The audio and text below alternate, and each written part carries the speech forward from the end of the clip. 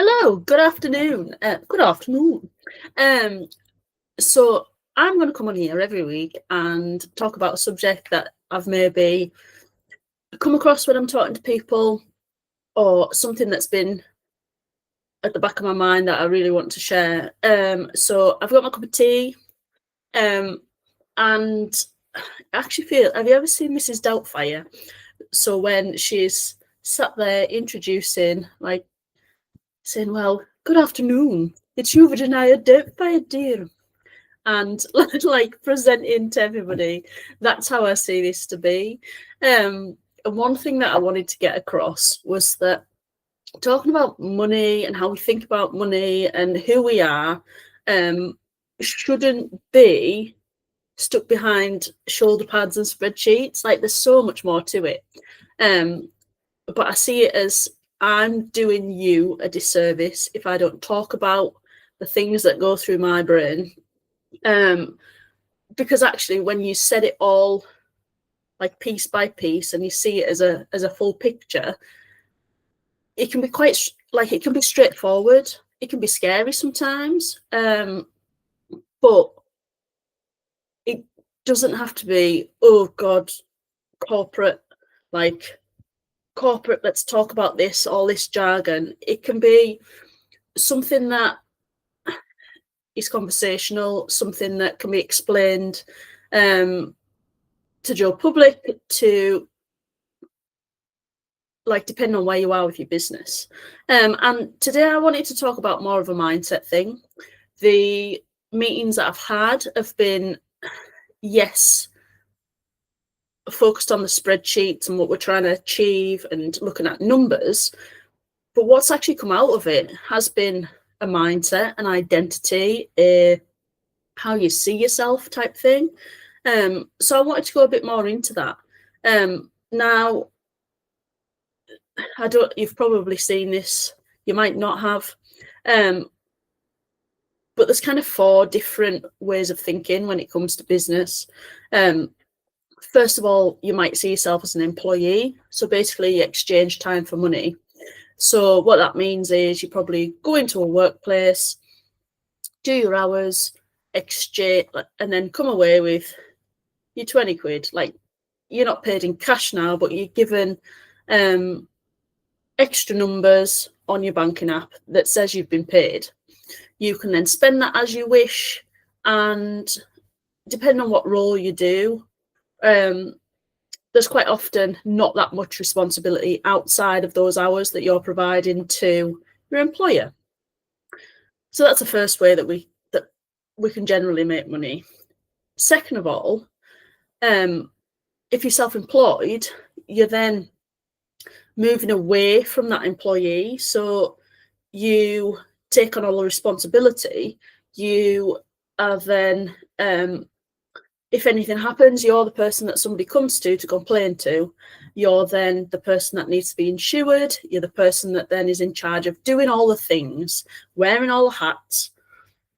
But a lot of people, when they go self-employed, it becomes another job. So they're still exchanging time for money.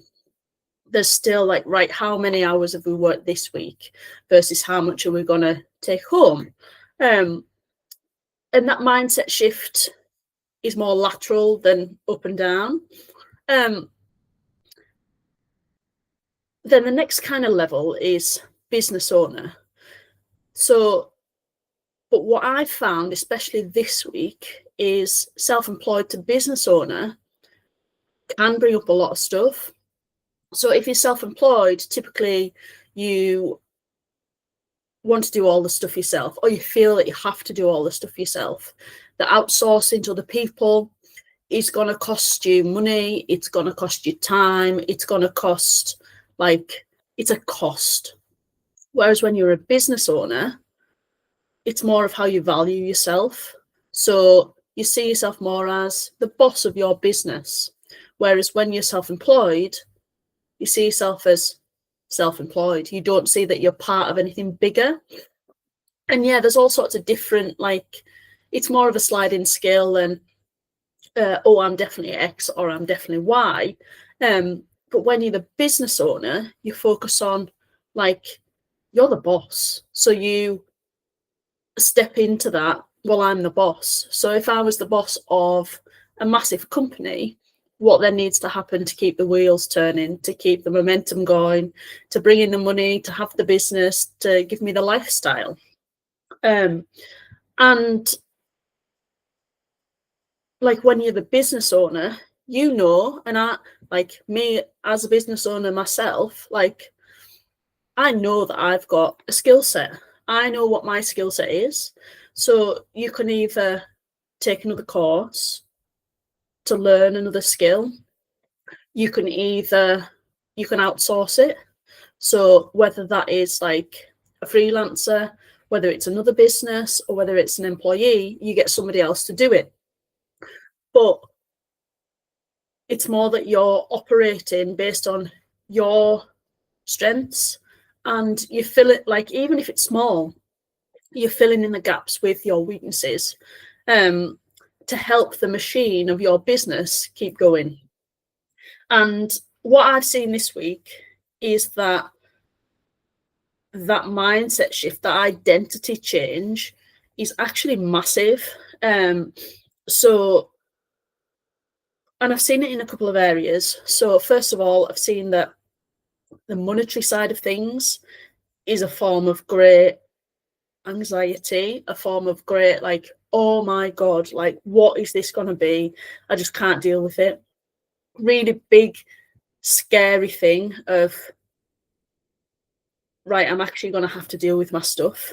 And then compared to that is, right, well, I'm running a business, I've got staff, I've got other people that I need to be accountable to keep it going. But the decisions I'm making are based on me being self-employed.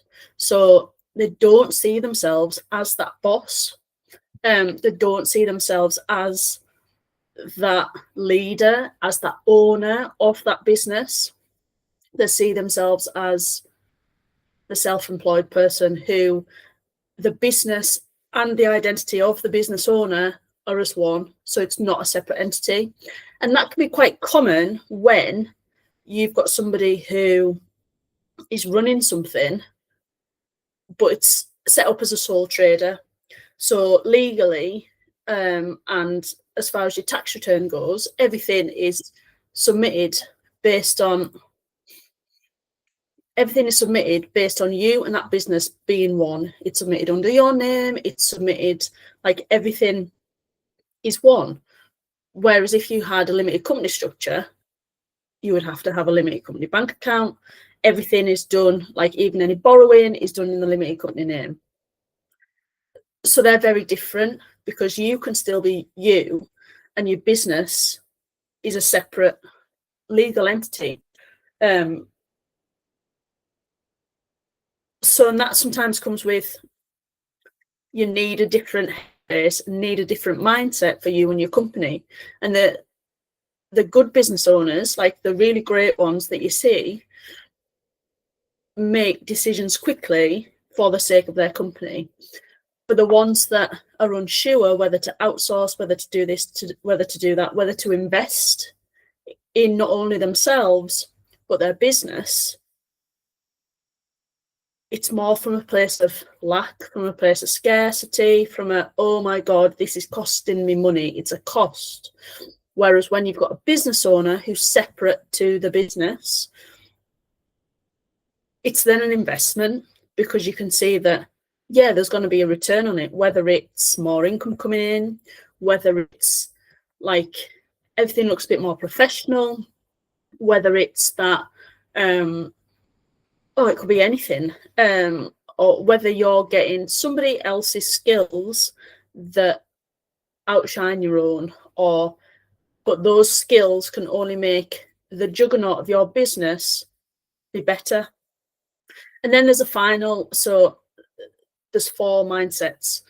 The final one is the investor. So basically the business owner is more detached from the business, but still could be working day to day. There's still day to day running and all those sorts of things going on. The next thing is an investor. So if you were to invest in shares in whatever company, Vodafone or Netflix or any sort of company where you can buy shares listed on the stock exchange, you don't actually do anything in the day-to-day running of those companies, but you put your pound coins, your theoretical pound coins, into their pot to say, I'm investing in you. And in return,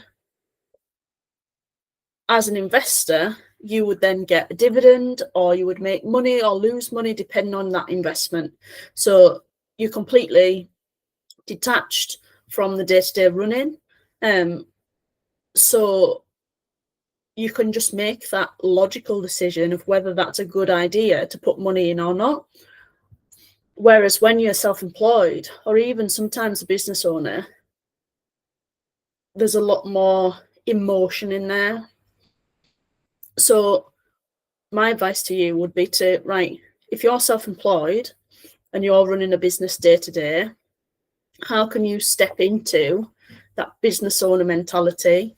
So, and to see yourself as the leader, to see yourself of the business that is running, whether you're in there or not, and to see how those different investments, so whether it's better software, whether it's someone to give you a hand, whether it's a skill set that you're not the best at, right? So how to see what your zone of genius is and how to get other people on board to with their zone of genius, because your business is only going to thrive from that if they're the right people, which you always get a good feel, like you get the right feeling if they're the right people.